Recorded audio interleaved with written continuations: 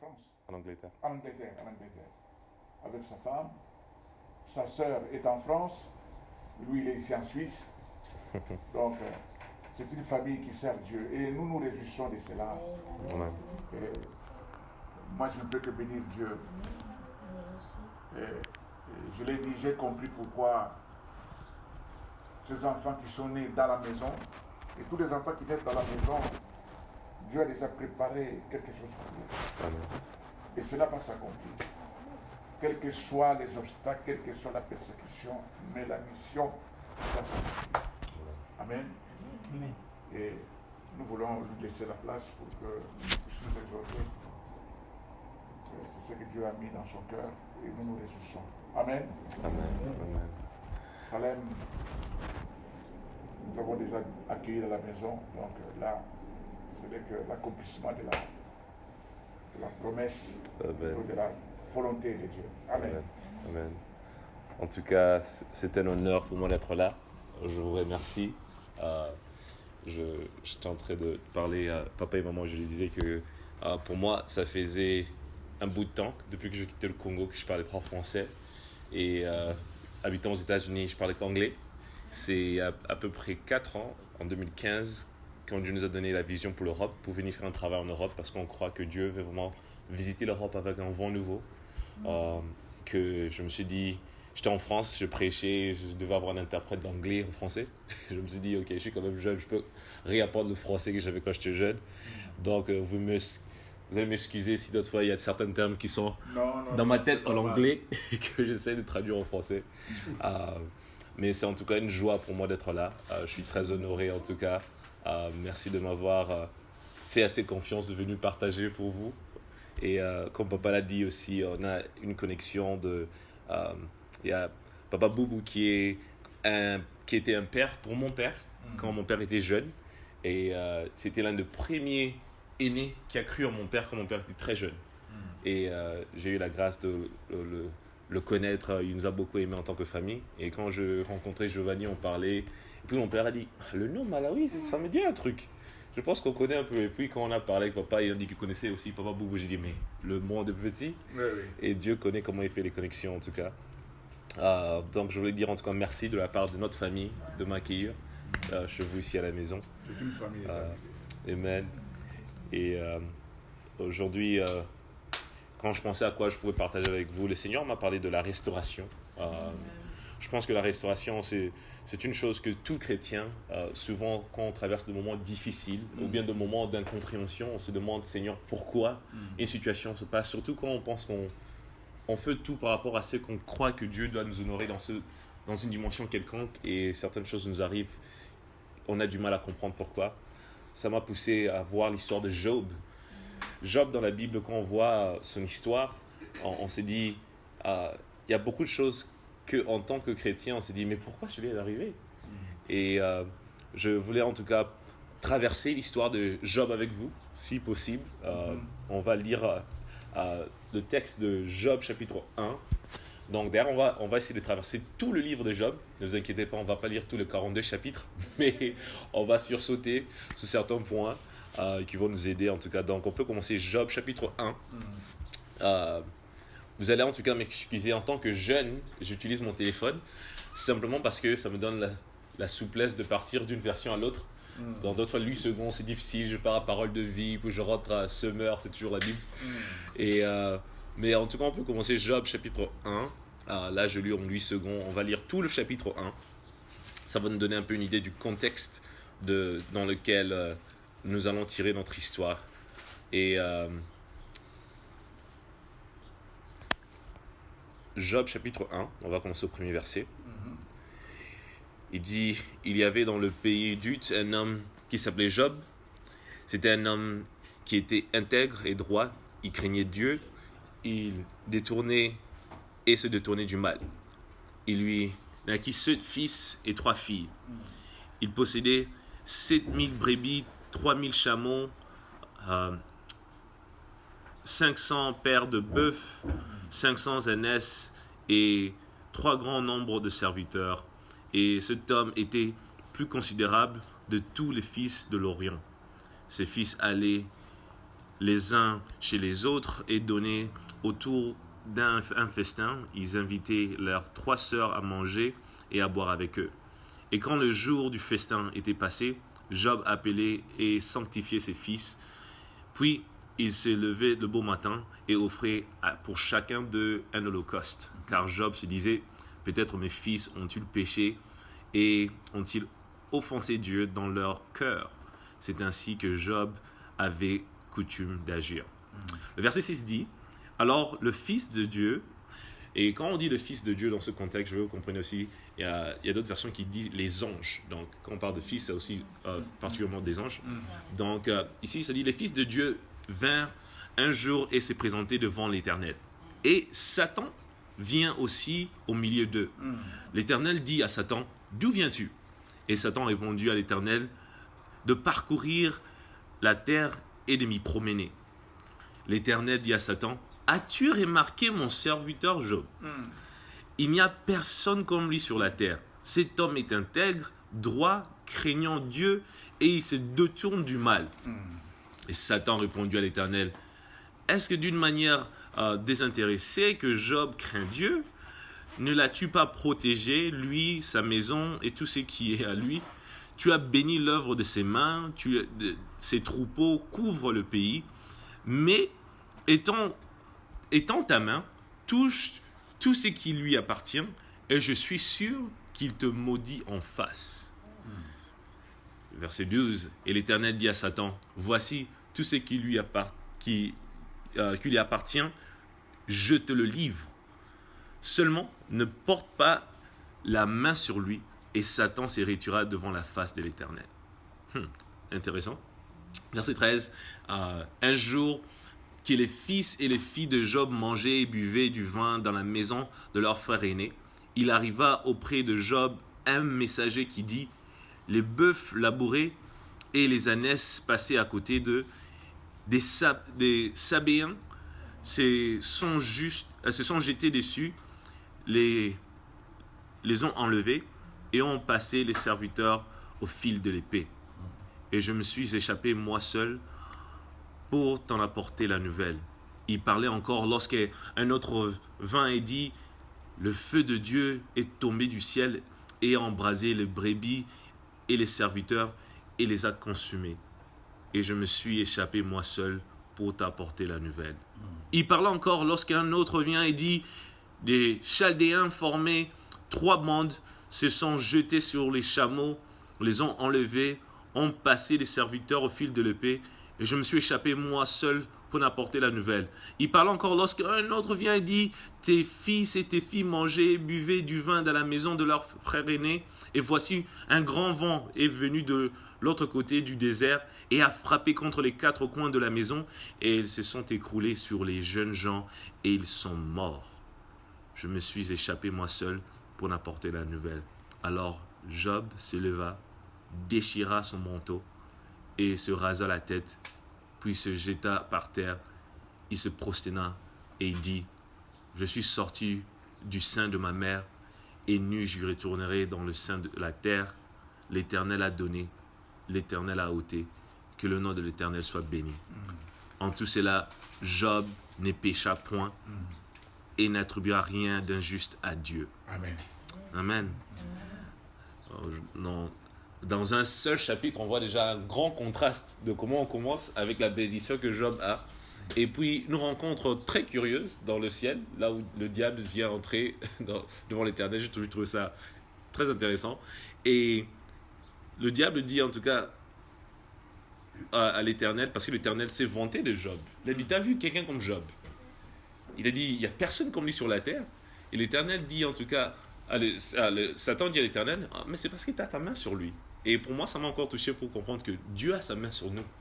Et quand nous voyons des bénédictions qui sont sur nous, nous devons aussi comprendre que beaucoup de ça joue sous la main de Dieu dans notre vie. Et c'est pourquoi le diable a dit que, mais si toi tu enlèves ta main et tu le livres à moi, on verra s'il va te maudire. Et l'Éternel a dit, ok, vas-y, j'enlève ma main par rapport à tout ce qui lui appartient, mais ne touche pas à sa vie. Et là, en tout cas, ça doit nous encourager de comprendre que quand il y a des difficultés, le Seigneur protégera toujours notre vie. C'est très important par rapport à ça. Alors le Seigneur enlève sa main et le diable, comme il ne sait que détruire et tuer, il vient et détruit tout.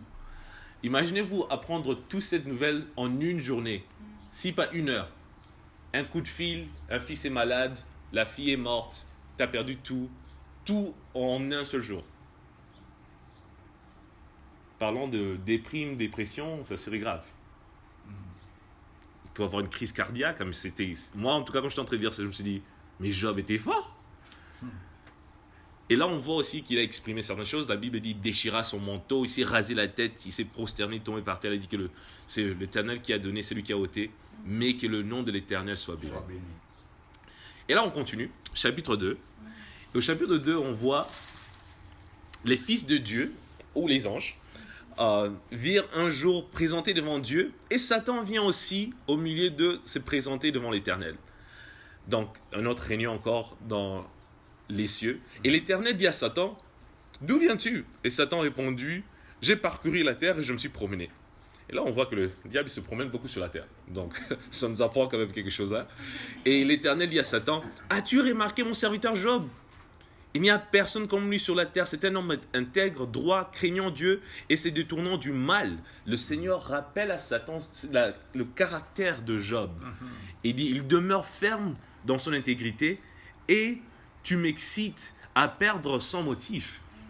Et Satan a répondu à l'Éternel, peau pour peau, tout ce qu'il possède un homme, peau pour peau, tout ce qu'il possède un homme, il le donne pour sa vie. Mais étends ta main, touche à ses os et à sa chair, et je suis sûr qu'il te maudit en face. Donc là, maintenant, Job a dit, oh, t'as enlevé toutes ces choses, mais il a toujours sa santé. Lui, il est bon. Maintenant, touchons sur sa santé. On a pris ce qu'il avait, maintenant, essayons de le toucher lui-même. Et l'Éternel dit à Satan, voici, je te le livre, seulement épargne sa vie. On voit encore une fois de plus le Seigneur en train de protéger la vie de Job. Même si le diable s'est dit, bon, je vais l'attaquer. Et Satan se retira devant la face de l'Éternel. Puis il frappa Job d'un éclair malin, depuis la plante de ses pieds jusqu'au sommet de sa tête. Et Job prit de tessons.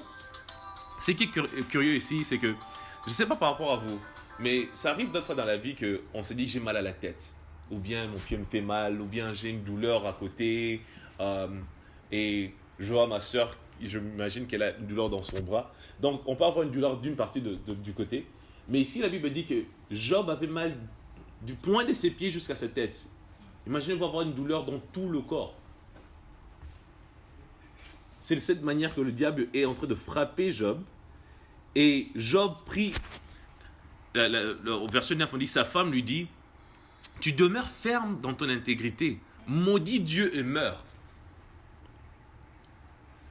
Quand j'ai lu ces versets, la première chose qui m'est venue, il faut bien se marier. Il ne faut pas choisir quelqu'un quand les difficultés viennent qui te dit de maudire Dieu et mourir. J'ai dit, ça, c'est pas un bon conjoint. Personnellement, en tout cas, si moi j'écoute ma femme me dire maudit Dieu et meurt, ça me pose des questions. Et donc là, la Bible dit, mais Job lui répondit, tu parles comme une femme insensée. Donc tu dis quoi ça? Nous recevons de Dieu le bien, nous recevons pas aussi le mal. Et en tout cas, Job ne péchera point par ses lèvres. Donc on voit encore que Job est resté ferme dans sa foi. Et puis 3 amis de Job, Eliphaz, Bildad et Tosphar, apprirent de tout le malheur qui était arrivé, et ils se concentrèrent et partirent chez eux pour aller le plaindre et le consoler. Ayant de loin porté leur regard sur lui, ils ne les reconnaissaient pas et ils élevèrent leur voix et pleurent.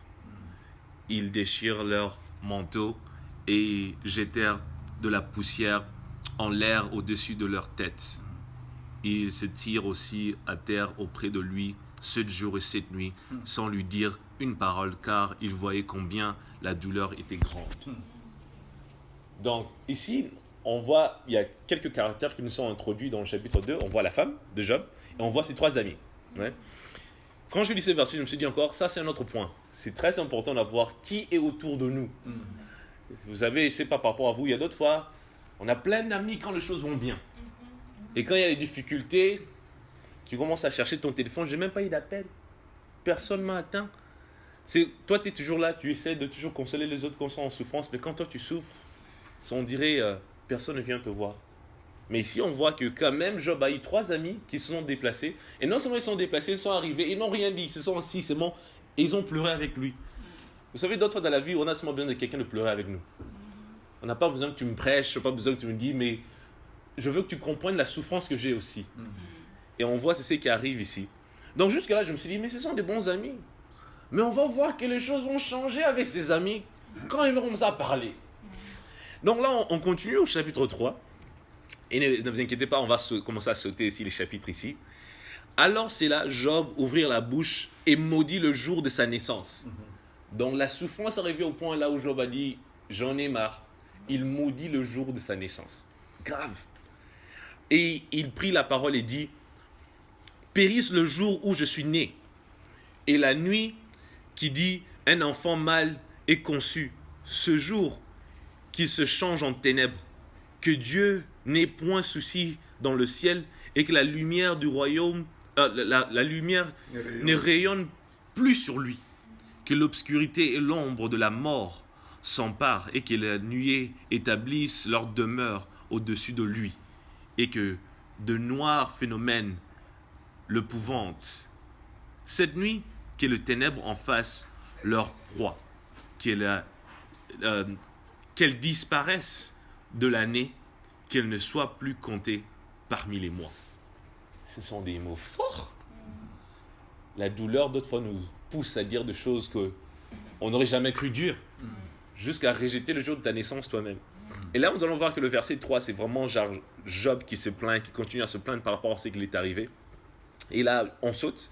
Quand on voit encore, on saute jusqu'au verset, au chapitre 4. Au chapitre 4, maintenant, on voit un de ses amis qui ouvre sa parole et qui commence à parler à Job. On voit, c'est Eliphaz, qui ouvre sa bouche, qui parle à Job. Et il prend d'abord une attitude un peu à lui dire, mais qu'est-ce que tu dis? Ce que tu dis n'a pas de sens. Tu ne peux pas maudire le jour de ta naissance. Il essaie de le réconforter en disant, mais qu'est-ce que tu dis, ça n'a pas de sens dans ce sens-là. Et là, on voit qu'il est en train de parler à Job, essayant de le refortifier par rapport à ça. Et après, on voit, il continue de cette même manière au chapitre 5. Et au chapitre 6, on voit maintenant la réponse de Job à Eliphaz. Et là, vous allez voir qu'on est en train de sauter de chapitre. Ce qui est curieux ici, c'est que on voit que Job dit à Eliphaz, en tant qu'ami, tu m'as trahi.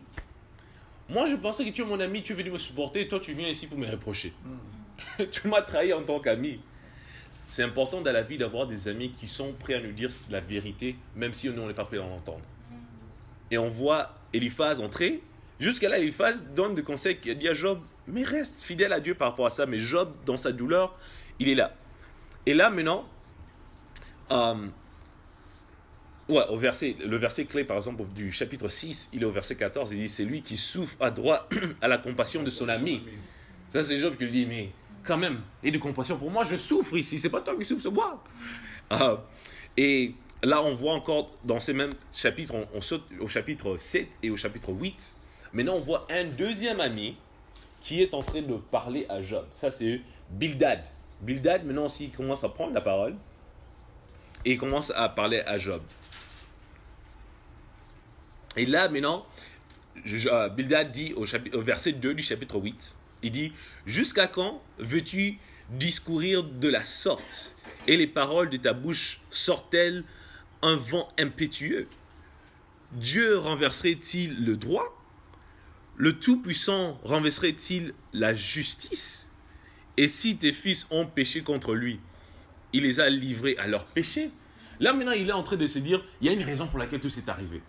D'autres fois, quand on n'a pas d'idée pourquoi quelque chose arrive, on se justifie toujours. Dans le Nouveau Testament, on voit un chapitre là où les disciples voient un gars qui est un infirme. Il est infirme depuis sa naissance. Les disciples, le gars vient pour que Jésus le guérisse. Et les disciples disent, c'est sûr que ses parents ont péché, c'est pourquoi il est comme ça. c'est souvent, toujours pour nous, on doit trouver une excuse pourquoi on a le problème. J'ai ça, c'est sûr, c'est parce que quelque chose est arrivé. Mais j'aime la réponse de Christ. Christ a dit, ses parents n'ont pas péché. Il est comme ça pour que la gloire de Dieu se manifeste en lui. Donc là, ici, Bildad se dit, non, c'est sûr, tes enfants ont péché. Tes serviteurs, c'est sûr que les brebis ont mangé des mauvaises herbes des voisins. C'est pourquoi tu les as frappés. J'imagine c'est ce qu'il a dit. C'est pas qu'il dit, mais j'imagine qu'il est en train de trouver des excuses pour dire, il y a une raison pour laquelle c'est arrivé par ça. Et là, Job se dit, écoute, Bildad est en train de parler. Et la réponse de Job vient au verset 9 à Bildad, à son ami. Il dit aussi à Job, il dit à Bildad, il dit, mais ça n'a pas de sens, je pense pas. Moi, je offrais toujours des holocaustes pour mes fils. Une offrande, comme ça, il y ait un pardon pour leurs péchés. Donc, je ne pense pas que c'est le cas. Donc, Job est en train d'avoir un combat là avec ses amis. Et Job répond dans le verset 10. Et maintenant, au verset 11, on voit, maintenant c'est Shofar, je ne sais pas comment on dit ce nom, Shofar qui prend le temps pour parler à Job. Et maintenant, au verset 2 du verset 11, au verset 2 du chapitre 11, il dit, ces multitudes de paroles ne trouvent-elles point des réponses? Elles suffiraient d'être un discoureur pour avoir raison. Tes vains propos feront-elles taire les gens? Te moqueras-tu sans que personne te confonde? Tu as dit, ma manière de voir est juste et je suis pur dans tes yeux. Il répond par rapport à la réponse que Job venait de dire à Bildad. Il a dit à Bildad que moi je pense que je suis juste de la manière dont je suis en train de me défendre. J'ai fait toutes ces choses, je suis en train de donner les offrandes, je vis d'une manière juste. Même Dieu a dit qu'il n'y a personne comme Job. Donc Job est en train de se dire, mais moi j'ai bien fait les choses. Donc tout ce que tu dis n'a pas de sens. Et ici, Jophar lui dit que tes propres paroles te condamnent parce que tu as de l'orgueil en toi. Tu te dis que non, moi j'ai bien fait les choses, donc pourquoi alors toutes ces choses doivent m'arriver par rapport à ça? Et Job encore prend le temps de pouvoir répondre à Jophar. Donc là, maintenant, vous allez voir, à partir du verset 12, on va sauter, parce que le verset 12, le chapitre 12, on va sauter jusque, venez avec moi, au chapitre 30. Au chapitre 30. Ça commence au chapitre 29, mais le chapitre 30, c'est là où on va voir. Donc, du chapitre 12 au chapitre 30, c'est des discussions entre Job et ses amis. Au point où les amis de Job commencent à eux aussi changer de point de vue. Tu sais quoi? Ça, je suis en train de résumer ces 18 chapitres. Ils sont en train de le dire. Tu sais quoi? Tu peux avoir raison. Hein, ça n'a pas de sens. Parce que toi, tu fais bien les choses. Comment Dieu est en train de faire toutes ces choses? Donc, d'autres fois, quand on fait qu'écouter la mauvaise parole, même si on essaie de résister, ça risque éventuellement de commencer à nous influencer aussi. C'est très important qu'on voit pendant 18 chapitres, Job est autour des amis qui commencent à discuter aussi. Mais Dieu, c'est vrai, comment Dieu? Est-ce que Dieu vraiment va faire mal au juste? Pourquoi toutes ces choses s'arrivent? Et là, ça m'a appris, quand j'étais en train de lire ces chapitres-là, ça m'a dit, nous devons être très prudents de choses qu'on écoute souvent. Soyons très prudents de choses qu'on écoute couramment. La Bible dit, la foi vient de ce qu'on entend. La Bible ne dit pas, la foi vient de ce qu'on a entendu. De ce qu'on entend constamment. Et c'est pourquoi la Bible dit, la parole de Dieu. Donc, quand on a des difficultés qui nous arrivent, ou bien des choses qui créent de doutes en nous, essayons de aussi mettre de la parole de Dieu en nous d'une manière constante. Si tu es malade, moi, une chose que j'encourage beaucoup de gens, si tu es malade, joue la parole de Dieu. Trouve tout verset qui parle de la guérison et joue ça et prononce ça constamment dans ta vie. Parce qu'il y a la puissance de la parole de Dieu de faire plus que ce que tes pensées peuvent faire. Donc là, on voit pendant 18 chapitres, Job est en train de discuter, bousculer avec ses amis au point où maintenant on voit son attitude de Job change. Job était d'abord au point où il était en train de discuter, maintenant son attitude change. On voit au chapitre 29, au verset 1er, Job prit de nouveau la parole sous forme sentencieux et dit, « Oh, que je ne puis point comme au mois du passé, comme au jour de Dieu, mais garder. » Là, je vais changer. Je vais venir à une version qui est un peu plus simple parce que je suis souligné sur la version parole de vie. C'est là où je dis que je vais changer un peu de version. Ouais, on dit Job continua à son discours et disant, que me fera revivre moi le passé, le jour où Dieu veilla sur moi. Sa lampe brilla alors au-dessus de ma tête et sa lumière me guidait dans la nuit. Qui me rendra le jour de mon âge mûr, quand Dieu veilla en ami sur ma maison? Cette époque, le Tout-Puissant était encore avec moi. Donc là, on voit maintenant, Job est en train de penser dans son passé et il est en train de essayer de se convaincre que Dieu l'a abandonné. Parce qu'il dit ici, à cette époque, le Tout-Puissant était encore avec moi, il n'est plus avec moi. Il dit, mes fils m'entouraient, mes richesses débordaient comme un fleuve, des ruisseaux de l'huile coulaient comme dans le presso. Quand j'allais vers les portes de la ville pour m'asseoir sur la place publique, les jeunes, ils venaient en voix et ils étaient en train de me respecter.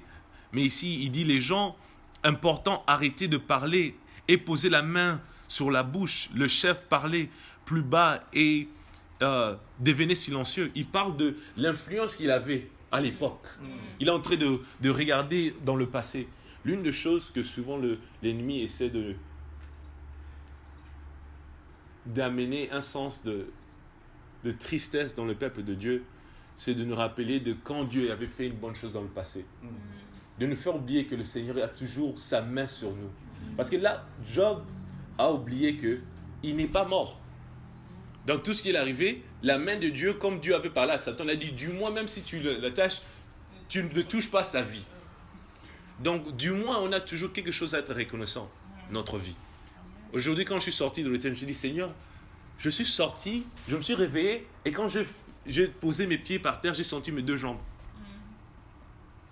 C'est aussi simple que ça. Vous savez combien de gens se sont réveillés aujourd'hui, ils n'ont rien senti. Quand je me suis levé, mes jambes ont eu tout le poids de mon corps. Quelque chose aussi simple que ça. On a toujours quelque chose à pouvoir être reconnaissant. Toujours. Mais là, Job dit non. Ça, c'était seulement quand il s'agissait. Maintenant, toute ma vie est foutue. Et là, maintenant, on continue au chapitre 30. On avance. On avance au chapitre 30. On voit que Job parle encore. Et là, il voit sa souffrance. Il dit, mais non. À l'époque, les jeunes me respectaient. À l'époque, les gens me respectaient. Il a dit, mais non. Des jeunes qui n'ont pas mon âge se moquent de moi. Ça, c'est encore ça qui amène beaucoup de tristesse quand on voit les autres se moquer de vous. Ils se disent, ah, tu vois, elle était chrétienne, non? Quand c'était beau, mais regarde, là, elle n'a même pas d'argent. Regarde eux, comment la retraite, comment ils sont là, ils sont, leurs enfants les ont délaissés. Regarde eux, comment ils vivent comme ça. Où est votre Dieu maintenant? Où est ton Dieu? Votre Dieu de pauvre, c'est ça. Le Dieu, toi tu pries seulement Dieu va nous guérir, mais tu es malade depuis des années, il ne t'a pas guéri. Les moqueries des autres commencent à entrer dans sa tête, ça commence à vraiment le faire du mal.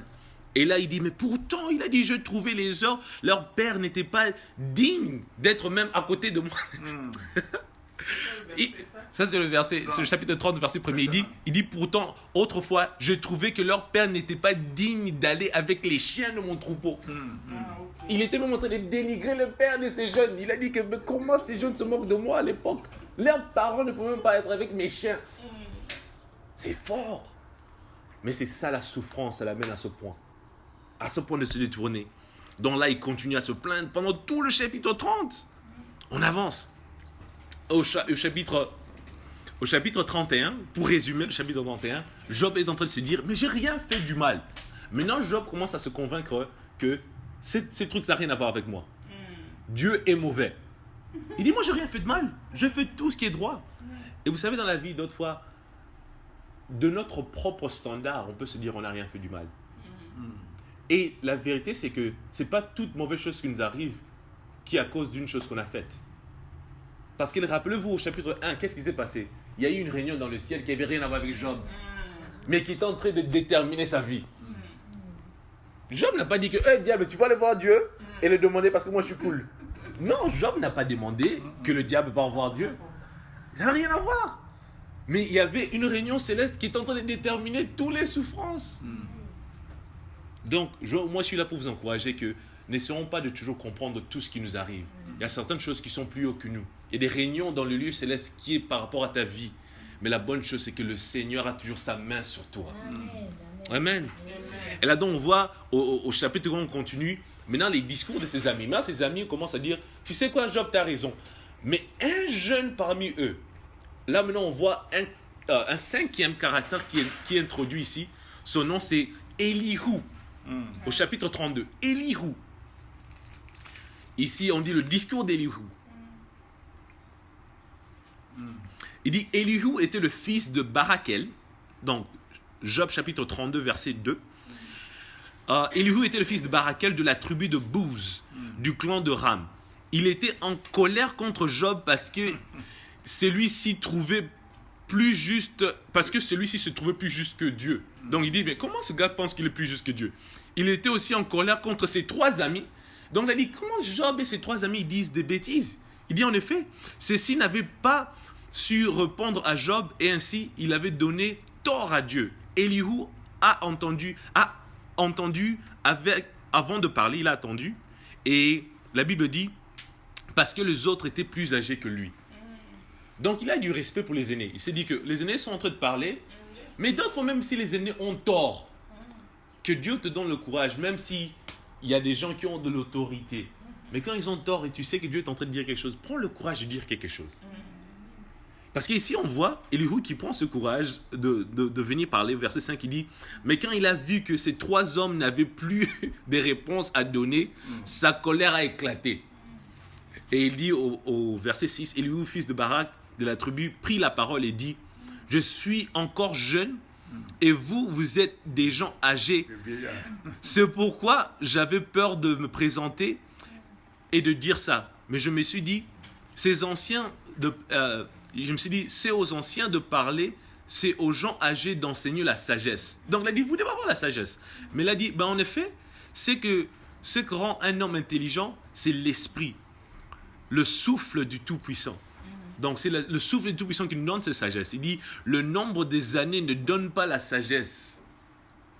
Le nombre des années ne donne pas la sagesse. Moi j'ai toujours dit, la longévité dans la foi ne veut pas dire la maturité dans la foi.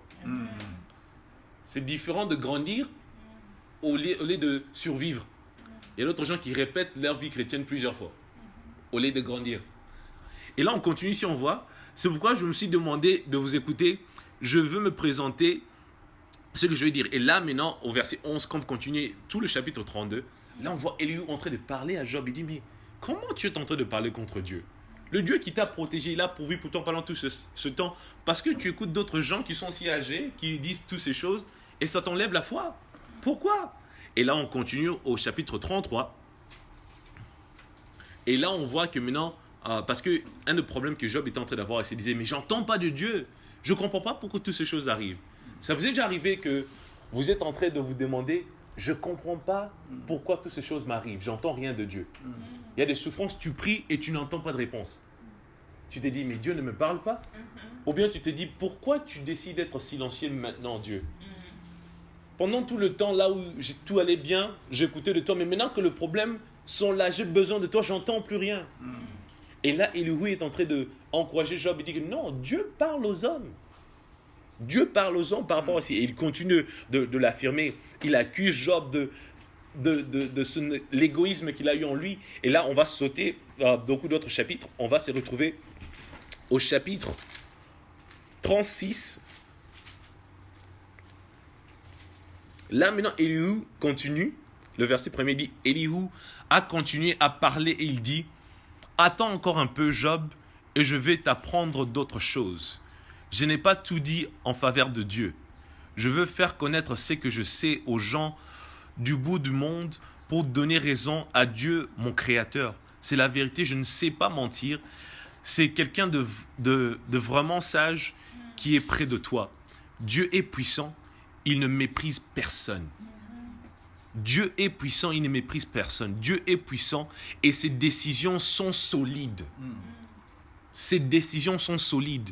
Il ne laisse pas vivre les gens mauvais, mais il fait justice aux pauvres. Il détourne les pas des yeux, les pas de ceux qui l'obéissent. Exactement. Dieu aussi a donné le pouvoir au roi pour qu'il les garde, mais il devient orgueilleux. Donc là, il dit à Job, il est en train de le comparer à certains rois. Il dit que avec toutes les bénédictions que tu as eues, l'orgueil montrera en toi. Et après que le chapitre 36, si vous continuez à lire, vous allez voir qu'il donne encore ces caractéristiques de Dieu par rapport à ça. Et au chapitre 37, on voit qu'il continue ça. C'est au chapitre 38 d'ailleurs. Ouais. C'est au chapitre 38 que maintenant on voit l'apparition d'un 6e caractère. Un 6e personnage. Dieu lui-même. Donc Dieu les a laissés parler pendant presque 34 chapitres. Les gens sont en train de discuter. Comme on dit toujours, Dieu vient jamais en retard. Là maintenant, Dieu est d'entrer au chapitre 36. La Bible dit, Job chapitre 38, excusez-moi, c'est au chapitre 38 que le Seigneur entre. La Bible dit, alors au milieu de tempête, le Seigneur répondit à Job et lui dit, toi qui rends mes projets obscurs et parle comme un ignorant, qui es-tu? Prépare-toi, sois un homme. Je vais te poser des questions et tu me donneras des explications. Il y a une autre version qui dit, serre ta ceinture et lève-toi.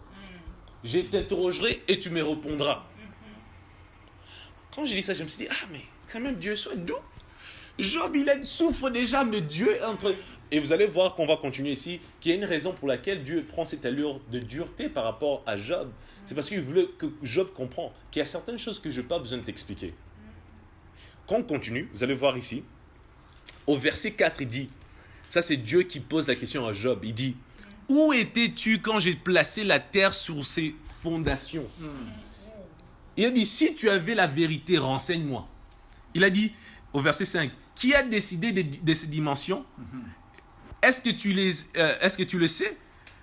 Qui a tendu la corde pour la mesurer? Il a dit, les piliers qui portent la terre s'enfoncent sur quoi? Qui a posé sa dernière pierre quand les étoiles du matin chantaient tout ensemble, quand les habitants du ciel lançaient leurs cris de joie? T'étais là? C'est dur. Il dit, quand la mer est sortie en jaillissant du ventre de la terre, qui a fermé les portes pour retenir, c'est moi. Je les ai couverts du nuage. Je les ai enveloppés d'un pagne de brume. J'ai arrêté sa course. J'ai mis une limite en fermant les portes avec des verrous. Dieu est en train de présenter à Job, t'es pas Dieu, t'es pas moi. Parce que si tu l'es, explique-moi pourquoi toutes ces choses arrivent. Et là, au chapitre 38, moi personnellement, c'est l'un de mes chapitres préférés de la Bible. Parce que là, on voit que Dieu est en train de montrer qu'il est Dieu. Et là, on voit beaucoup d'exemples. D'autres moments, si vous êtes un peu découragé de ce que Dieu peut faire, lisez ces chapitres. Parce qu'on montre, le chapitre va de beaucoup d'exemples que Dieu dit, mais tu étais là. Et là, maintenant, si on saute au chapitre 39, Dieu continue la même chose. Et c'est au chapitre 40 qu'on voit la réponse de Job. Oui, Job a répondu à tout le monde. Maintenant, Dieu parle. Maintenant, lui, il est en train de répondre. Et j'aime la réponse de Job. Au verset 1, donc Job chapitre 40, verset 1. Le Seigneur s'adressait à Job et lui demanda, toi qui t'opposes au Tout-Puissant, est-ce que tu oses le critiquer? Toi qui discutes avec Dieu, est-ce que tu peux répondre? Et Dieu attendait la réponse de Job. Verset 3. Alors Job a répondu au Seigneur. Verset 4, j'aime cette réponse. Je ne suis rien du tout. Qu'est-ce que je peux te répondre? Je mets ma main sur ma bouche. J'ai assez parlé. Je veux m'arrêter. J'en ai déjà trop dit. Maintenant, je me tais. Après avoir entendu ce que Dieu lui dit, il a dit que je ne peux plus rien dire. J'ai trop parlé. Choquant. Je me suis dit, waouh! Et là, je me suis dit, ok, alors là, je pense qu'il a compris sa leçon. Mais on voit au chapitre 40, quand vous partez au verset 6, on dit quoi? Du milieu de la tempête, le Seigneur interroge Job, il lui dit, prépare-toi encore, sois un homme, parce que je vais te poser des questions et tu me répondras. Et Dieu continue encore de poser des questions. On saute au chapitre 41, il pose des questions. Et au chapitre 42, on voit encore une autre réponse de Job. Et c'est là ici que on veut clôturer. Au chapitre 42, la Bible dit, c'est le dernier chapitre du livre de Job. Alors Job a répondu au Seigneur et dit, tout est possible à toi. Je le sais. Tu peux faire tout ce que tu veux. Tu l'as dit, je rendis tes projets obscurs en parlant comme un ignorant. Oui, je le reconnais. J'ai parlé des choses merveilleuses qui me dépassaient. Je ne le savais pas. Tu m'as dit, écoute et laisse-moi parler. Je vais t'interroger et tu me donneras des explications. Jusqu'ici, je te connaissais, mais à travers de ses oreilles, je t'ai entendu. Il y a une autre version qui disait que avant j'ai entendu de toi, mais non, mon œil t'a vu. Amen. Donc là, on voit maintenant que Job a une expérience différente de qui est Dieu, au travers de cette souffrance. Et pourquoi c'est puissant dans ce verset? C'est qu'en reconnaissant ce que Dieu a fait, que maintenant Dieu est venu et a commencé la restauration de Job. Lisez avec moi, quand on continue à lire au verset 7, le Seigneur a adressé toutes ces paroles à Job. Ensuite, il a dit à Eliphaz, je brûle de colère contre toi et contre tes deux amis. Donc la première chose que Dieu a fait, d'abord c'est d'enlever l'entourage de Job qui était négatif. Ses deux amis. Il a dit, en effet, vous n'avez pas dit de la vérité sur moi, comme mon serviteur Job l'a fait. Et maintenant, prenez 7 taureaux et 7 béliers et allez auprès de mon serviteur Job et offrir ces animaux en sacrifice complet pour vous-même. Pendant ce temps, Job priera pour vous et j'accepterai sa prière. Ainsi, je ne vous convierai pas de honte. Pourtant, vous n'avez pas dit la vérité sur moi, comme le serviteur Job l'a dit. Donc, le Seigneur est en train de dire à tous ses 3 amis, prenez ça, allez faire le sacrifice, Job va prier pour vous, parce que vous avez parlé contre moi. Et là, maintenant, les frères de Job et tous ses amis sont venus, et ils sont venus pour le consoler pendant ce temps-là. Au verset 12, la Bible dit, le Seigneur a couvert Job de ses bénédictions. Pendant les dernières années de sa vie, plus encore que pendant les premières. En effet, Job a possédé plus de 14 000 moutons, ou 6 000 chameaux, 2 000 bœufs pour labourer, 1 000 ânesses. Et il a eu de nouveau 7 fils et 3 filles. Je ne sais pas si vous avez retenu les chiffres qui étaient avant. Avant, Job avait 7 000 moutons, il avait 3 000 chameaux et 1 000 bœufs et 500 ânesses. Maintenant, il a 14 000, 6 000, 2 000, 1 000. Donc, Dieu a doublé ce qu'il avait avant. Parce que le Dieu de la restauration, la Bible dit que la mesure restaurée est supérieure en quantité et en qualité que la mesure qui a été perdue. Mais ici, on voit que le Seigneur a restitué à Job ses enfants. Il a donné 7 fils et les 3 filles. Les gens peuvent dire, oh mais là, les enfants ne sont pas doublés, non? Il n'a pas doublé les enfants. Mais lisez avec moi ici. On voit au verset 14, au verset 13, il a eu de nouveau 7 fils et 3 filles. Il les appela, il donne le nom de filles ici. Et au verset 15, il dit, dans tout le pays, il n'y avait pas de femmes aussi belles que ses fils. La qualité est supérieure. Amen. Que quand Dieu te restaure, qu'il te restaure en qualité supérieure. Amen. Ça me montre beaucoup de joie quand je vois ça. Et au verset 16, on dit, après cela, Job a vécu encore 140 ans. Et il a pu voir ses enfants et les enfants et leurs enfants jusqu'à la 4e génération. Puis, il est mort très vieux, satisfait d'une vie si longue. Je prie que tu ne meurs pas vieux, mais tu meurs satisfait de ta vie. Amen. Donc là, on voit encore la restauration de Job. Une histoire très intéressante de voir comment... D'abord, ça a commencé dans le ciel avec une rencontre bizarre. Le diable était promené sur terre, il vient voir et Dieu se vante de Job. Et puis le diable dit non, touche-le. Et puis on voit que Dieu a toujours sa main sur lui, le protège. On voit que l'entourage, ses amis viennent. D'abord, ils essaient de le réconforter, mais la douleur est tellement difficile. Et aussi, il commence à perdre la foi, il commence à lui donner de mauvais conseils. Mais Job garde toujours sa foi et puis les autres commencent à l'influencer. Pendant 18 chapitres, des mots, il perd aussi, il change, il commence à parler contre Dieu. Et puis il y a un jeune qui dit non, c'est pas correct ce que vous faites. Vous êtes plus âgé, mais c'est pas correct. Et puis le Seigneur lui-même est venu parler. Ma prière pour toi, c'est que dans ces moments difficiles, que le Seigneur vienne te réconforter. Que dans ce moment-là où tu ne comprends pas et de moments silencieux, qu'il vient et qu'il te trouve. Et que non seulement qu'il vient te parler, mais qu'il te restaure. Et qu'il te donne encore en quantité et en qualité supérieure que ce que tu as perdu. Amen. Amen. C'est ma prière pour vous en tout cas. Je prie que cette parole de Dieu reste en vous et produisent de fruits. Que Dieu vous bénisse. Amen. Alléluia.